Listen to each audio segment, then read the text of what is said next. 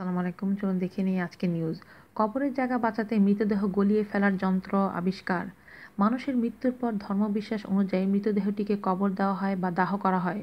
বহু প্রাচীনকাল থেকে বিভিন্ন সভ্যতায় এটাই চলে আসছে। কিন্তু এবার আমেরিকা এবং কানাডায় নতুন এক বিকল্প ব্যবস্থা চালু হয়েছে, যাকে বলা হচ্ছে অ্যালকালাইন হাইড্রোলাইসিস, যার মূল কথা হলো একটি ক্ষার জাতীয় তরলের মধ্যে মৃতদেহটি দ্রবীভূত করে ফেলা। কিছুদিনের মধ্যে মৃতদেহ সৎকারের এই পদ্ধতি ব্রিটেনে চালু করা হবে। এতে একটি শক্তিশালী ক্ষার জাতীয় দ্রবণের মধ্যে মৃতদেহটি ডুবিয়ে দেওয়া হয়, যাতে কয়েক ঘন্টার মধ্যে সমস্ত মাংসপেশি গলে গিয়ে একটা স্বচ্ছ বাদামি তরল পদার্থে পরিণত হয়ে যায়। এরকম 14টি সৎকার কেন্দ্র এখন বিভিন্ন দেশে চালু রয়েছে।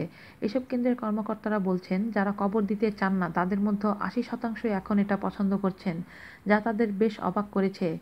অ্যালকালাইন হাইড্রোলাইসিস মেশিনটি তৈরি করেছে রেসোমেশন নামের একটি ব্রিটিশ কোম্পানি। তারা বার্মিংহাম শহরের কাছে এরকম একটি মেশিন বসাতে যাচ্ছে এ বছরের শেষ নাগাদ।